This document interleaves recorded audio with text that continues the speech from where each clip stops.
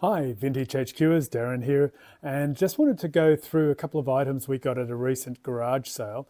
There were three petrol-related items. One was a General Motors Parts Division shock insulating fluid container. Another one was a Fire Zone oil container. And the third was a Castrol RX super oil bottle. So I'll spin the camera around and we can have a look. The first is the shock insulating fluid prepared for knee action and shock absorbers. So this was manufactured by General Motors Parts Division, and its era is sort of the circa 1950s to 1960s, and it's a 1/4 container. The can was part of GM's branded service products, specifically for shock absorber maintenance during a time when regular vehicle servicing was more hands-on, when our grandfathers, grandmothers, and fathers and mothers would be regularly servicing vehicles. Now that is very unlikely to occur. We tend to send our car to the local mechanic and they do the work. This item is highly collectible for a mix of people who collect petrol-related products as well as General Motors enthusiasts. The striking yellow and black graphics still there, which is great, which will enhance its saleability. The Fire Zone oil can is one Imperial Pint and dates back to around 1950s. And the reason we think that is because on the bottom it's got 253, maybe suggesting February 1953.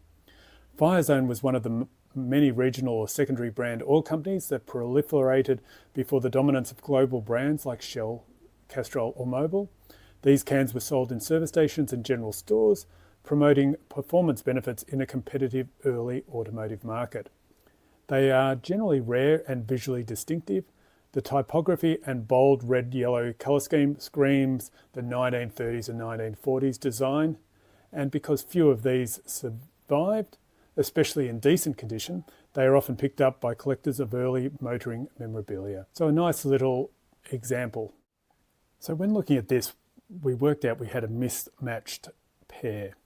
So the lid would normally go on a Castrol jug or glass container. This one is the property of the Vacuum Oil Company Proprietary Limited, and it is filled to the line above arrow point for 1 Imperial quart.